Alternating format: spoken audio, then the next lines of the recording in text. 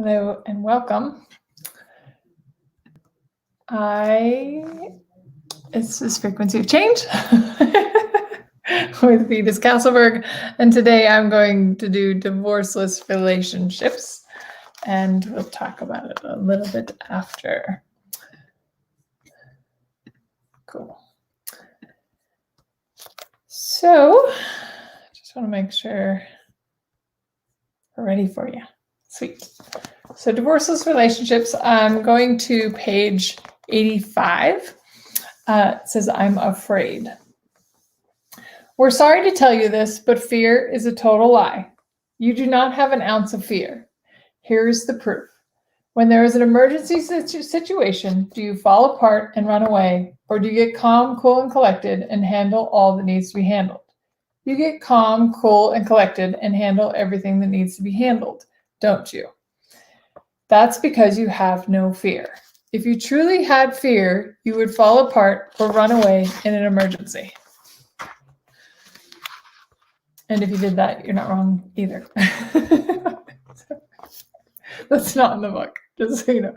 Okay. You make yourself 10% when there's an emergency situation. You step up to 12%. When you do this, everything begins to move more slowly and handle everything, so it all gets straightened out. This is why grannies can pick up trucks and pull out little children with one hand. This is the power and potency that is available to us all, but we only step into it in an emergency.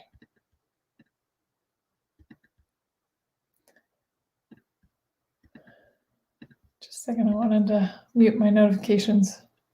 Just noticed they were all going off. Okay, cool. You take care of everything until it is okay for you to let go of holding on to everything. The emotion that you sometimes experience as a shock after a trauma is not usually yours. It's what you've taken out of others so that you can be calm, cool, and collected and handle things too. If you go through a trauma situation and you don't acknowledge the potency of your being, you will often create a lie in your universe that you are a fearful and afraid person. If you would like to acknowledge now all the potency you've displayed 1,000 times over when you thought you must have been afraid, because everybody said you had to have been afraid, even though you were not fearful, would you also acknowledge that you stepped into your potency of the 12% to 15% in that situation, then misidentified and misapplied that as if you were afraid because you didn't acknowledge that potency? Everything that is times a godzillion will you destroy and uncreate it all. Yes, thank you. Right, wrong, good, bad, POC, POD, all nine shorts, boys and beyonds. And if you've never heard the clearing statement, that's theclearingstatement.com. You can find out more information. What would it be like if you were the power that would give you everything you have ever looked for and never found? The only place you're going to find you is in the clear pool.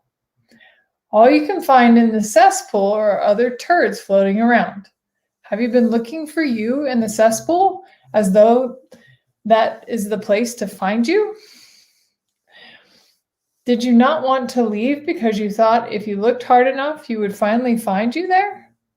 Would you give that insanity, please? You do not exist in the cesspool. Great news. You keep looking for somebody who can give you an answer about what you need to be or do, and that's not really available.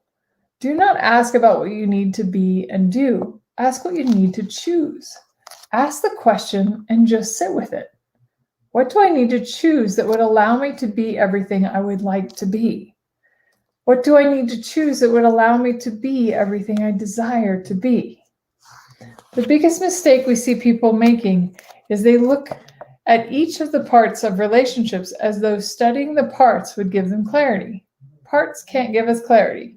Only the whole can give us clarity. So instead of trying to figure out which parts are missing or which pieces are missing or what you should add or could add or should do differently or should have more clarity on, just allow the whole thing to be there and ask, what choice can I make? If you will embrace the idea of moving beyond where anybody else is capable of living, you become an invitation for other people to step up to more of what they can be too. When you embrace this idea, there will also be some people who will go away from your life. They will leave and not want anything to do with you ever again. I lost one of my best friends when I started walking into this space. They just went away and didn't want to talk to me anymore because they didn't want me to change. They knew if I changed, they would have no excuse for holding on to their own judgments about what is right and wrong in their universe, and it was too uncomfortable for them. And I want to reread that first sentence of that last paragraph. If you embrace the idea of moving beyond where anybody else is capable of living, you become an invitation for other people to step up to more of what they can be too. Nelson Mandela or Marianne Williamson, depending on who you talk to, there is a poem that talks about let your own light shine. And, basically, who am I to not be talented and fabulous and brilliant? Basically, who are you not to be, right? You were born to be amazing. You are amazing. And when you are that, you give other people permission to be the same. When you step into your own brilliance, you show people it's possible. You give them the light sometimes in their darkest moments. But if somebody's in a dark space and you've decided that the best way to help them is to go down into the cesspool with them and down into the darkness with them and try to drag them out of the darkness, it actually doesn't work. It's kind of like you go down there into the darkness and now all of a sudden you're all in this darkness and there's no light to get you out. There's no direction, right? But if you are willing to be the brilliance, and I'm not saying that you're the brilliance to the point where you're running people over and, basically fuck them all or whatever, I'm not saying what I'm saying. I'm just saying, if you are willing to be you and be that amazing you, then you allow that that brilliance to be seen in the world, and then others can truly choose it. Melissa says, yes, so true. So anything that doesn't allow you to be the brilliant, talented, fabulous, amazing, unstoppable you, would you destroy and uncreate at times of God's zillion? Right, wrong, good, bad, POC, pot, online, shorts, boys, and beyonds. And if you've never heard the clearing statement, go to theclearingstatement.com and you can learn all about it.